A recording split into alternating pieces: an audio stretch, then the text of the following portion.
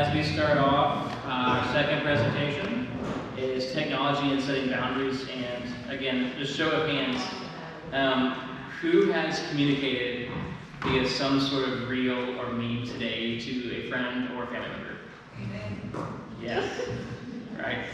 I'm curious, I feel like we all have our categories of like, when I see this type of video, this cracks me up every time. Anyone want to volunteer? Like, what is the video that the type of video that just gets you? Babies falling. Babies falling? It's tough because kids are like so ambitious and they just bite it. It's never just like a little bit of a fall, it's always like, wow. Yeah? Put it in reverse, Terry. Yeah. I don't think I've seen that one. That's fine. Back up, Terry. Anyone seen those Southern Dad videos? I think the guy with the TikTok called Dane or something, but he makes these Southern Dad videos, and I have a Southern Dad, and they're perfect. She looked like a Puerto in the hair. Well, I start off by talking about some of the fun and good things about technology, because this presentation does have a lot to do with some of the negatives about technology, or some of the risks or dangers, but I hope you can hear me say that it's not all bad. Technology is not inherently evil. We're even recording this presentation right now because of technology. So, here's a quick map of our second lecture today. We're going to talk a lot about, I'm going to pause right there and begin to myself. Before I talk about where we're going today, you may have seen, there's been a lot of different news stories. The ones on the screen are slightly outdated. Facebook at one point was being grilled over some security concerns, and even research suggesting that it's related to mental illness. TikTok's going through a similar thing. There's investigations of sort of X-rated content. Even in Arkansas, there's been some things that have come up this past year, actually every year. And it's one of those things that there's a lot of there's a big dark side to technology, and if you watch the news, you'll probably see that pretty soon. I'm going to have a lot of statistics in this presentation, unfortunately, or some of you may enjoy that, but Pew Research talks about how at least 80% of parents say kids 5 to 11 use a tablet or a computer. 63% of these parents say their child at this age uses a smartphone. 89% of parents say their child this old watches videos on YouTube, and nearly 1 in 5 parents say their kid younger than 12 has a smartphone. And these are actually outdated stats. These are from 2020. So, a lot of us are in this boat. A lot of us have technology, and a lot of our kids and young people that we are with have technology. So where we're going is we're going to talk about, I just want to increase your awareness. I want to increase your awareness of all of the things surrounding technology use. I want to talk about some of the safety issues, online predators, R and X-rated content. And we're also going to talk about like sexting, pornography, just all of the things that we can sort of, not everything, but a lot of the things that we can run into on technology. And then we're also going to talk about, hey, if you need to set limits, if you need to set boundaries, whether you're setting the boundaries yourself or you're helping your young person set boundaries, how do we do this in a way that's not going to just slash my relationship with my young person in a way that's detrimental or really hard? So the first, a lot of it's going to be sort of information heavy. We're going to talk a lot about some of the risks and challenges, and it's going to feel a little heavy at first. And then we're going to jump into some of the recommendations for families. And then at the end of our time in this lecture, we're actually going to, if we don't have to, we're going to offer a time to where if there's any young people who want to digest this themselves, they can go with Graham. And if you aren't a young person, if you're not a teenager, we'll be talking about different specific ways to intervene with young people, whether it's in a church setting, at your home, in a school setting, whatever it is. Research-backed methods to set boundaries, whether it's related to technology or whether it's related to really anything, just how to set boundaries effectively. So we're going to accomplish a lot of things, but we're just going to jump in with you guys. As we start, go ahead and talk to a partner. What are the pros and cons for technology and social media? Ready, set, go. I know the song.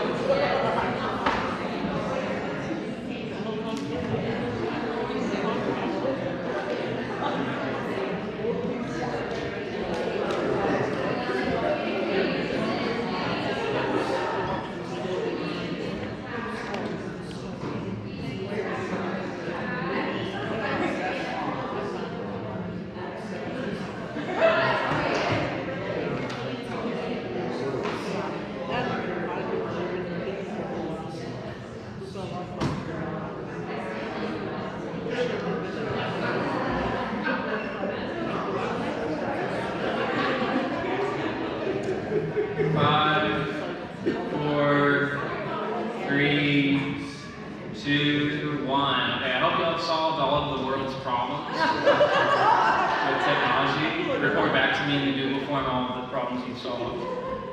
It's sort of a complex thing. There's a lot of pros and cons with technology, and unfortunately, it's going to lean towards the cons tonight. So bear with me in that. But again, we're going to talk about the dangers, the risks, and even some of the challenges.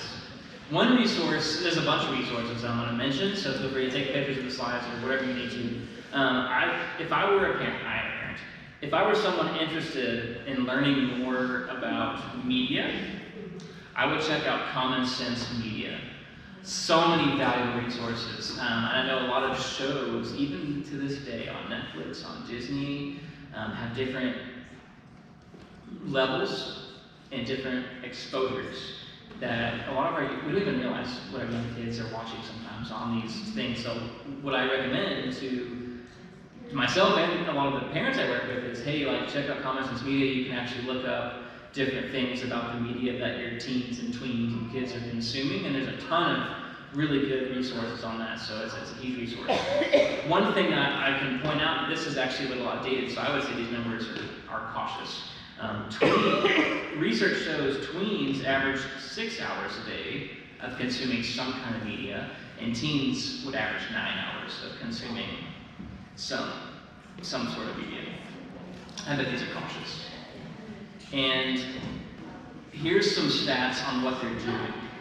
A lot of the big number on the left, the interactive consumption, has to do with like video games, browsing websites. The top number's big, and the top number is like passive consumption, watching shows, listening to music, watching TV, or even just reading on a Kindle or something.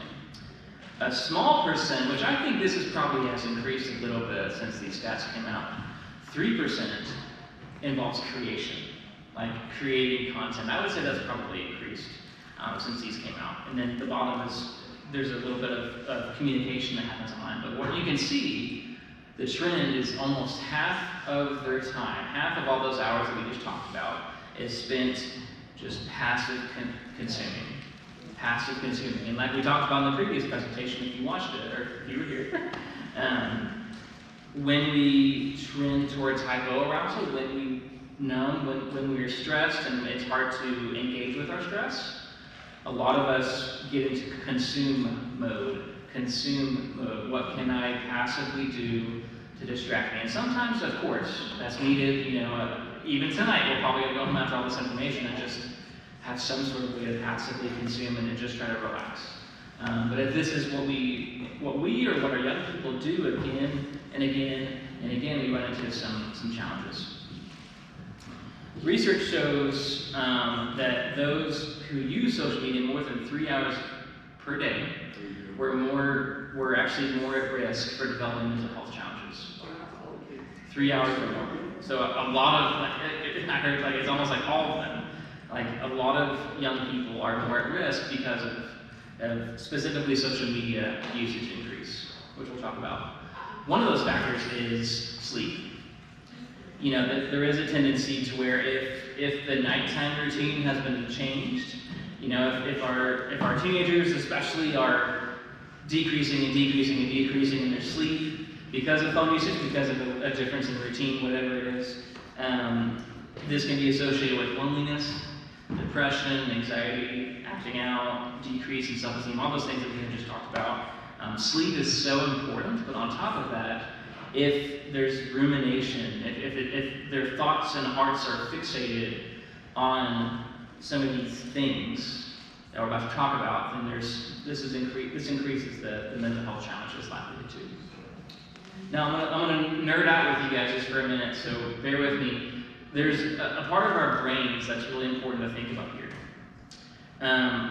Research shows how there's this part of our brain right here in this forehead arena. This is the fancy word, it's neocortex, or whatever you want to call it, the human part of our brain.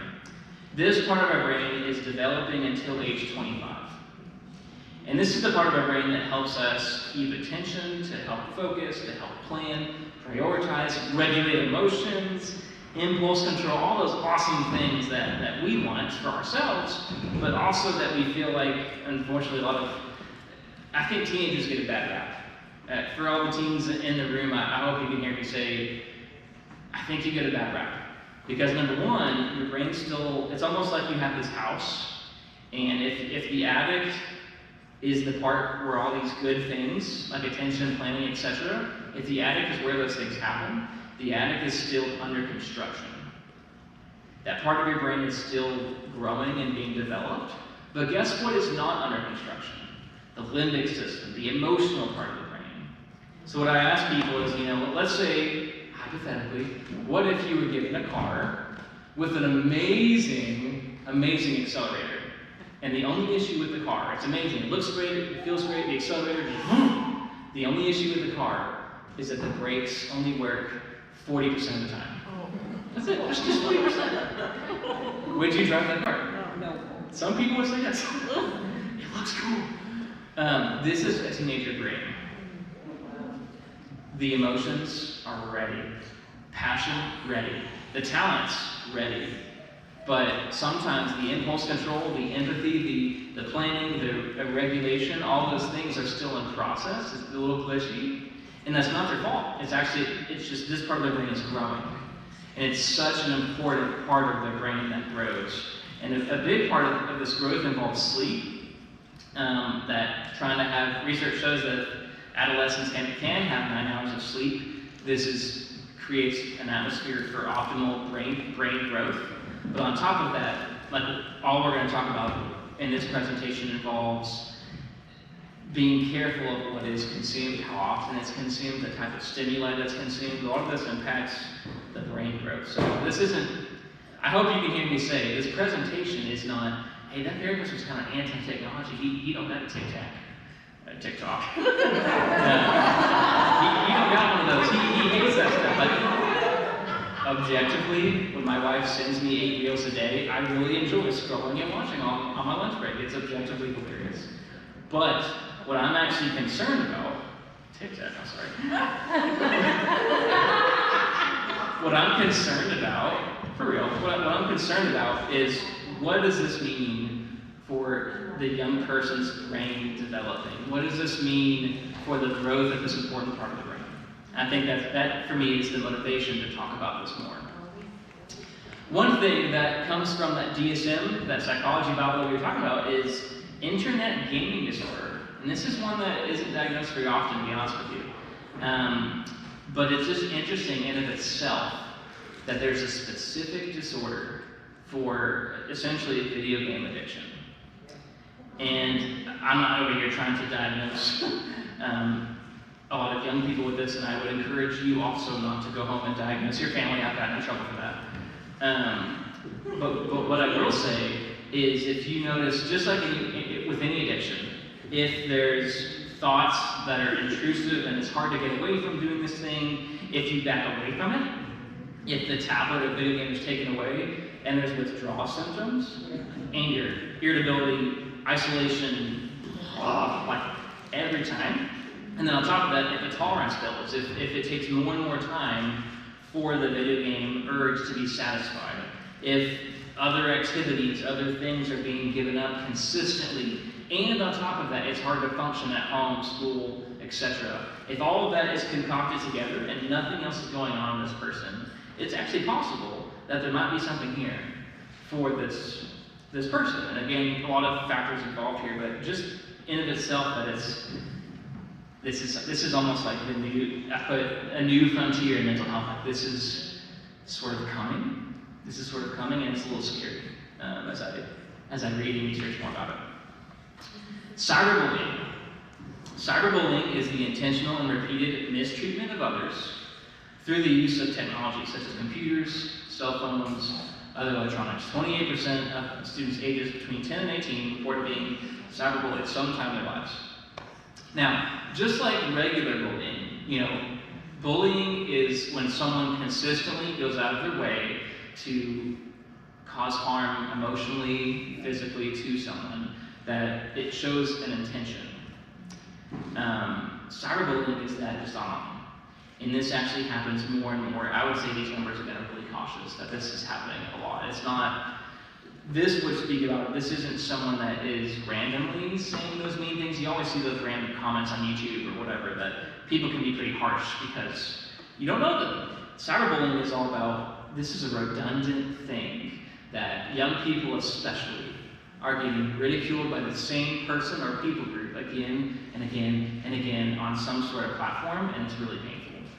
As if it was happening at school, as if they were at school and the same group of people were putting their head in the dumpster every day and ripping their clothes behind teachers' backs. Like, this is the same thing that's happening online, and it's really painful. So where does this occur? I think this is sort of outdated. I think Instagram, Facebook are some of the big ones. I would say TikTok's probably going to be on here too, but social media is a big, of course, breeding ground for where cyberbullying can occur. And I think this slide is even more significant. When it occurs, if someone is cyberbullied, I don't know if y'all can read that, but there's some small print on the bottom. As you look to the right the right, and as you look to the right of this bar graph here, when the percentages increase, there's a propensity for self-harm. There's a propensity for just deleting a social media profile, just being done if someone's getting cyberbullied. Suicidal thoughts, develop depression, develop social anxiety, like I mentioned earlier, is a really big one. Almost half of young people who have been cyberbullied develop social anxiety, and it's really scary because it happens a lot.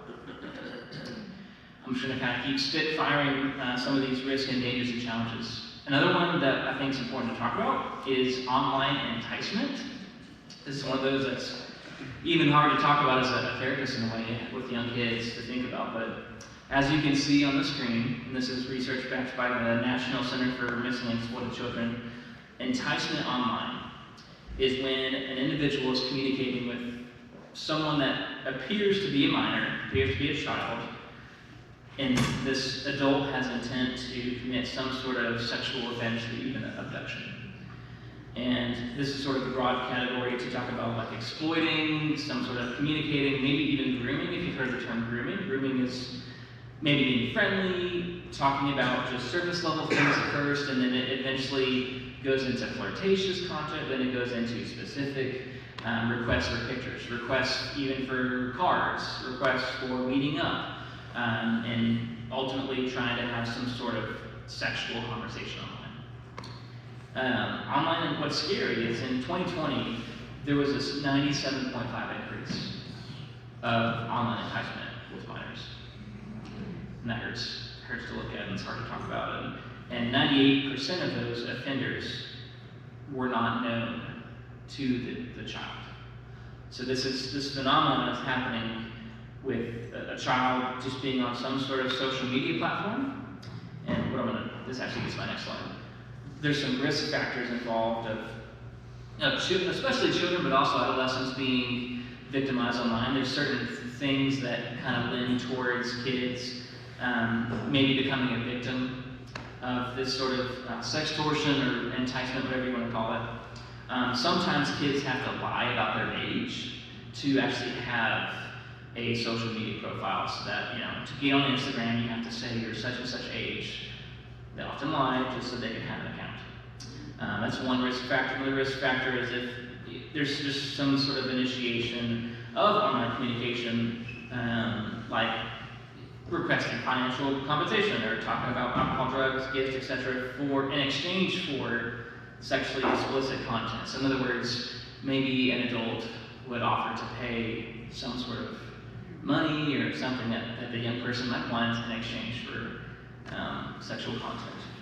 And then another risk factor involves just sending explicit photos or videos known as sext of oneself to someone else. So if a child or adolescent is involved in sexting, this would increase the likelihood of some sort of victimization happening online.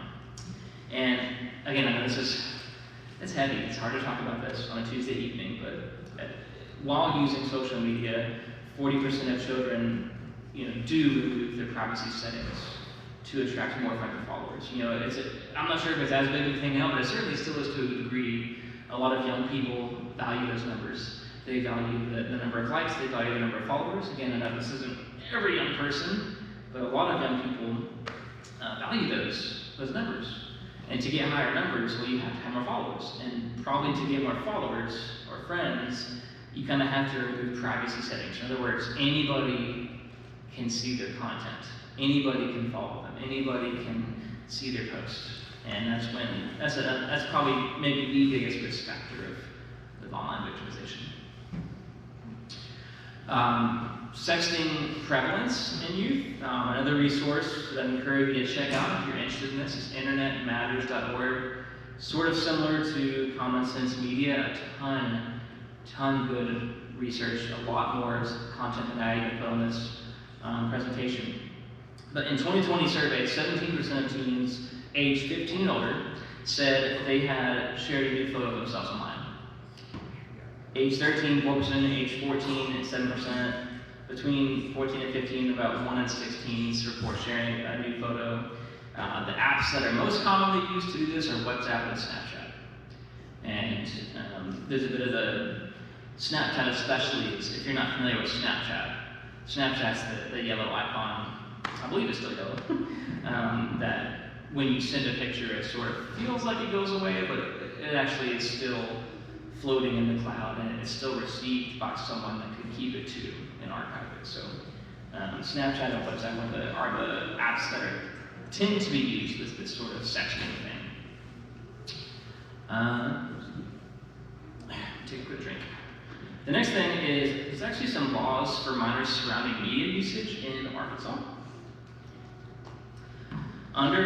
Last time I checked, so disclaimer, last time I checked, under Arkansas law, a minor actually commits a misdemeanor offense by intentionally creating, distributing, posting, exchanging, disseminating, or possessing any sexually explicit digital material using a computer, wireless communication device, or digital media.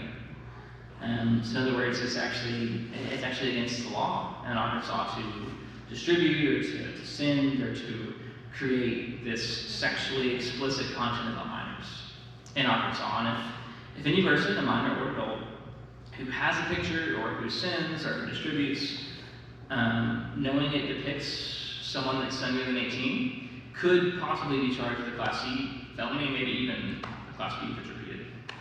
And this is really heavy and hard. I think what stands out to me is that if you do have a teenager who's 16 years old or more, they sometimes can be tried as adults. And if they're tried as adults, then this could be potential prison time or even put on the sex offender list. So this is scary stuff, and I'm not trying to be crude or mean about this. And I think I would encourage you guys, if some of this is unclear for you, I'm not an expert in the laws, but there's a lot of research out there and articles about this that you can find publicly about these laws. But I'd encourage you to become acquainted with these, especially if you are a parent of a teenager or if you work with teenagers. Pornography. So in some of the research about pornography usage with kids and teenagers, another study, I'm not going to read all these statistics, y'all, but as you look at the slide here, there's a high percentage of males, a pretty high percentage of females, who were exposed to porn. And it looks like from these statistics, a lot of the females who were exposed to porn was actually involuntary. That sometimes it just sort of happened, whether it was with a romantic partner or with a friend or in a certain social situation, or sometimes these were involuntary, and that's kind of how it happens. But there's a lot of exposure to pornography with minors. And another resource that I would highly recommend that you do research and even follow on social media if you're interested in more about this, is Fight the New Drug. Fight the New Drug is sort of a nonprofit campaign to talk about pornography, not only for young people, but also for adults too. Some of the impact on the brain, especially in some of the harmful effects that are possible with pornography usage. And like I was talking about earlier, what's tricky about pornography usage in young people is kids and teenagers especially, because their brains are still under construction. They're still developing. When they are exposed to stimuli, they're exposed to the amount of pleasure chemicals that can hit them, the amount of things happening on the screen that they're seeing and digesting. When they're exposed to all of that, it's like this huge, heavy thing that hits their brain. It makes quite the impact. And the same is true for if a young person were to do drugs. Like it's this big impact because their brain is sort of vulnerable and under construction. So when it gets hit, this puts them sort of more at risk of developing some sort of addiction or relationship to the pornographic material. And it's really hard to break this and change. You know, you might hear it's, you know, you talk to adults these days, a lot of times it kind of starts in teenage years, and it's hard to break some of these habits because of how sticky and the nature of just adolescent brains these days. And there's a lot of research on this, and I'd encourage you to check it out. There's a lot of resources about this, and I don't have enough time to discuss all of it, but that's the gist. Okay. Take a breath for a second. Go ahead, and I'm going to kind of shift gears from the statistics and some of the content to tap into a few minutes about making sense of this with our families and making sense of this in our homes. So I'm going to give you 30 seconds to discuss with a partner why it's tough to be on the same page with technology in your household. Ready, set, go.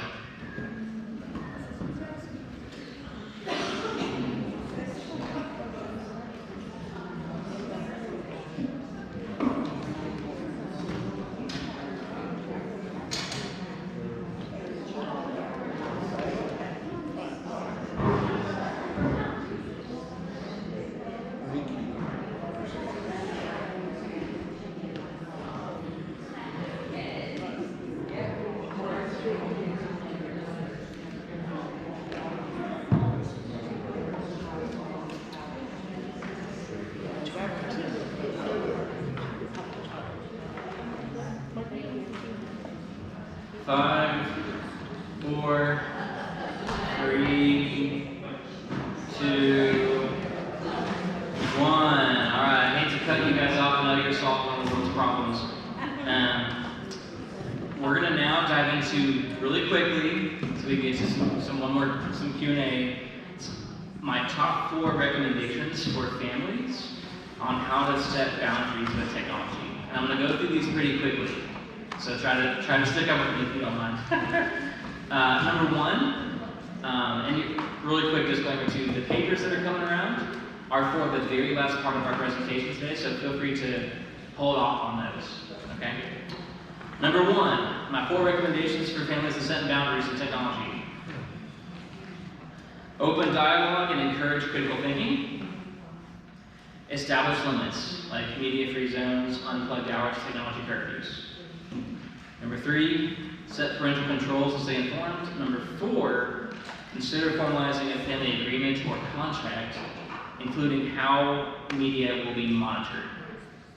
So that's just short and quick of what I'm about to talk about really quickly is open up some dialogue, establish limits, set parental controls, and talk about a family contract, a family agreement with technology. And this could be, honestly, this is of course good with kids and adolescents, but honestly, even in with friends and marriages sometimes, this could be helpful conversations to have. First one, open dialogue. If you have kids, if you have teenagers, just talk about it. Just open up some dialogue of, hey, what apps do you like? Or how does this work? Or what happens here? What websites do you like? What apps do you like? And just sort of talk about it and make it sort of a habit to check in about, you know, just like you check in with your kids about stuff at school or socially, their world may even be more involved socially online. So we also need to check in on that sphere online too. I think we do a disservice to even just our relationship with them beyond even safety. Continuously remind them that they can talk to us about anything and kind of open up. Sometimes if you do have concerns or like subtle cues of like something might be happening, just say something like, hey, sometimes people send text messages with new pictures. Sometimes people online send crude messages, like they try to entice kids sexually. Have you ever heard of that? Have any of your friends been through that? Have you seen that before? And just sort of just make it a part. It's not going to be a, hey, let's talk about this, but it's just make it a part of the conversation. And the big thing I want to express is if you can get across to the kids that everything they do is traceable, that nothing is completely private when it's sent electronically. That's a big one, and it's really hard to digest that one and swallow that one sometimes. As a part of opening dialogue too, just encouraging critical thinking. This is especially for older teenagers. Just talking through, hey, like, why do people send sext? Or what would happen if, this X, Y, and Z happened with your girlfriend? Or hey, like, have you ever seen Squid Games? Have you ever seen this? Like, well, what'd you think of that? Or what do you think of sharing password with this? And just encouraging, asking pros and cons questions about this. I think we as parents sort of have to be the initiators a lot of the time. We have to sort of kind of jump in there and encourage critical thinking. That's kind of hard to do.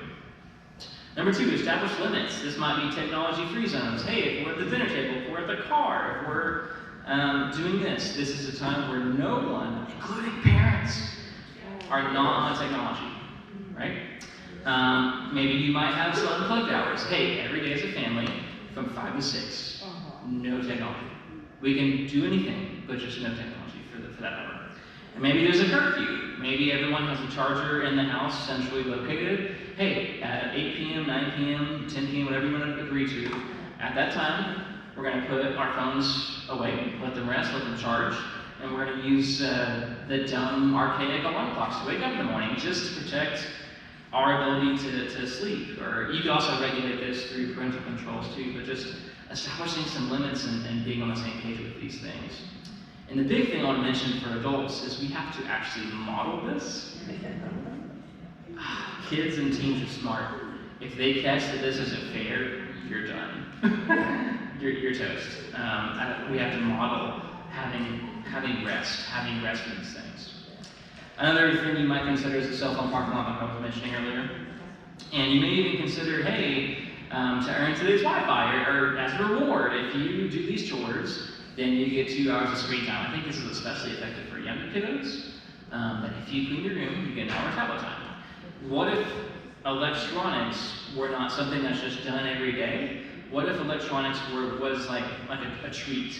What if it was like a cookie? Like you don't just eat cookies every time you're hungry, it's like a treat. So like what if electronics was sort of the same way? It's a reward.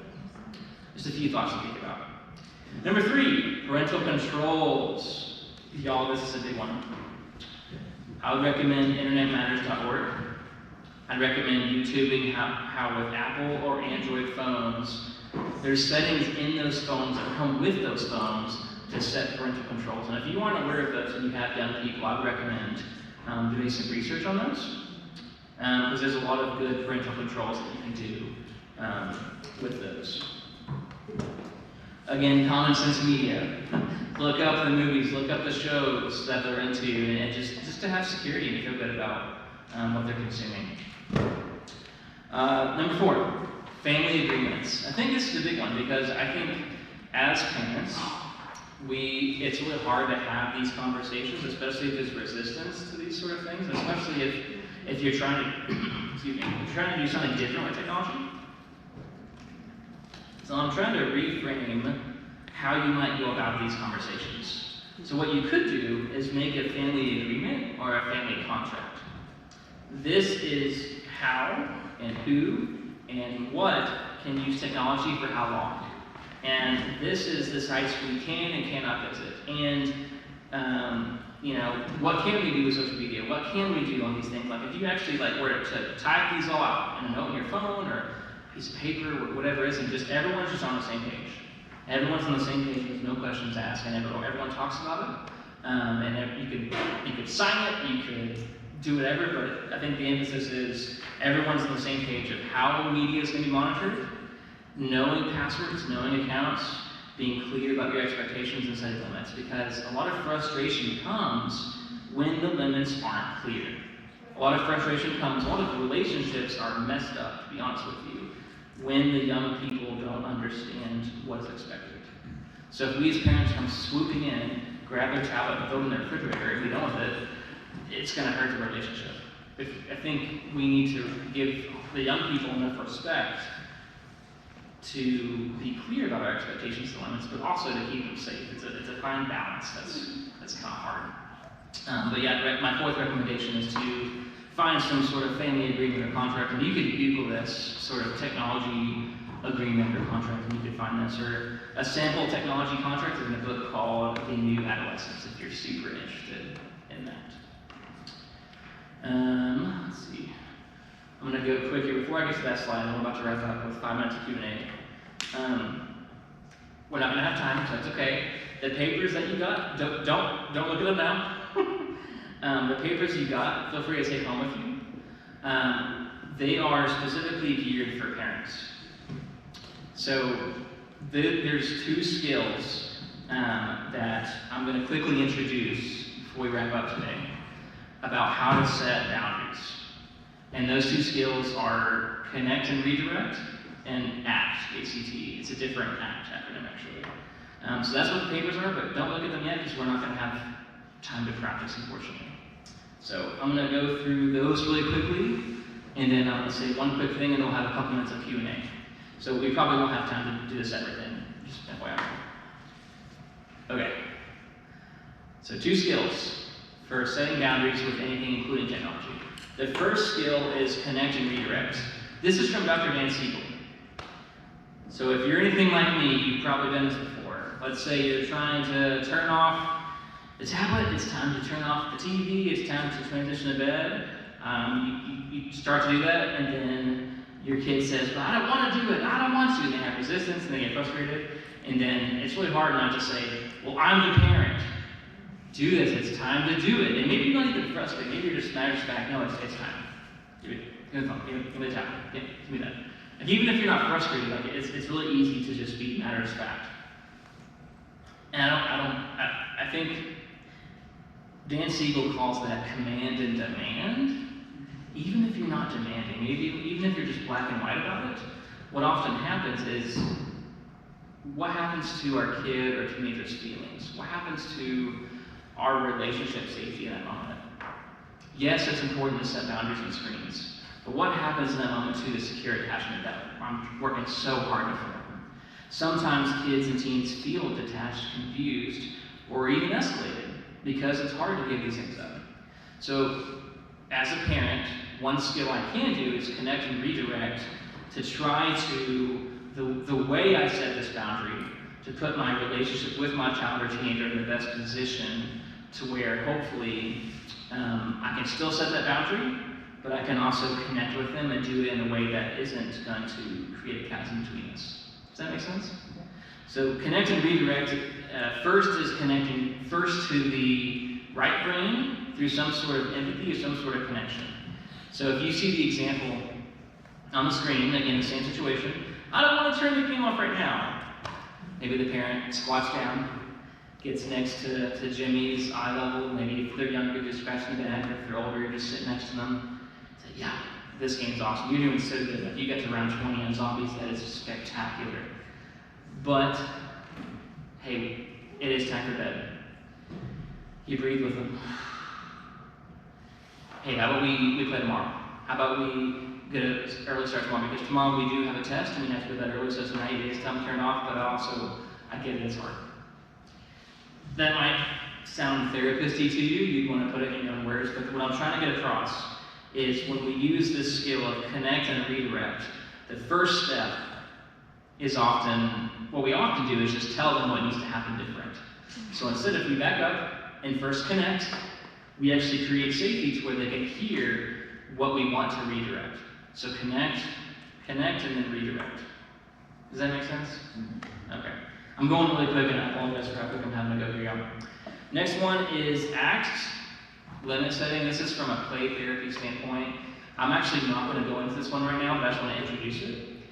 In your papers, on the last piece of paper, it goes a bit more in depth about how to especially do this with little ones.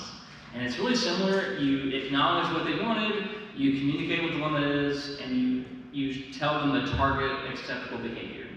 So it's really similar to connect or redirect, but it's a bit more laid out, especially for younger kids. So I'm just going to introduce that. It's on the last page of your handout there. Okay? All right.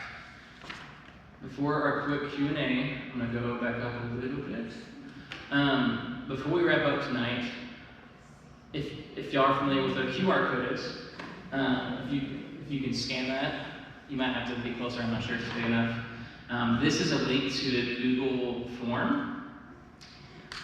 If y'all wouldn't mind using your phones to go ahead and scan that, that's a Google form that just gives me a quick bit of feedback on this presentation. It also allows you to ask a question that you maybe didn't want to ask out loud. And there's an opportunity to submit a Google review so that I can reach out to more people and more people can hear about the content I'm making for churches, for organizations, for individuals, whatever it is. So if y'all wouldn't mind just taking like 30 seconds to quickly scan that and go through that, I'm about to transition to some Q&A. And you might just want to pull it up on your phone and finish it later too, that's totally fine. And I'll go ahead and email this over to Pastor Keith, and if you don't get the link right now, we can get it to you. Okay? I appreciate y'all, Phil. I appreciate you doing this. Is one of the big things for me, so I want to keep getting better at my presentation, keep getting better about what content I do. So the feedback is really, honestly, really appreciated. Okay? All right, well, we do need to wrap up, but I also want to make time for a couple minutes of any questions of technology and setting boundaries. I know this is a hard one. So as you guys fill out your forms, are there any questions that are coming up for us tonight? There's a lot of material. You may have to have your brain digest it.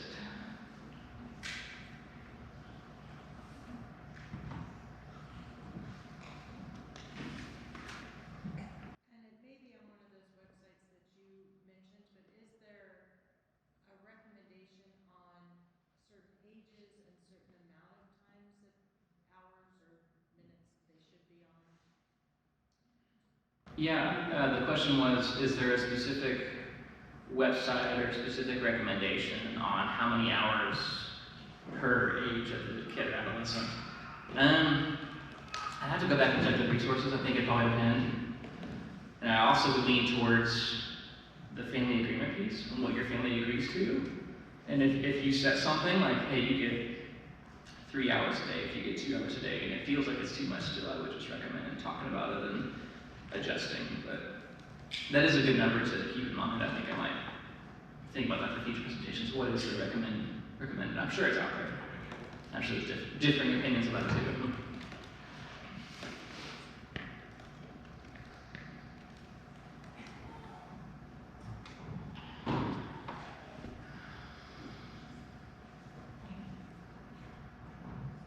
Maybe time for one more question, and also for time's sake, if y'all want to put your question in the Google form, I totally recommend and respect that.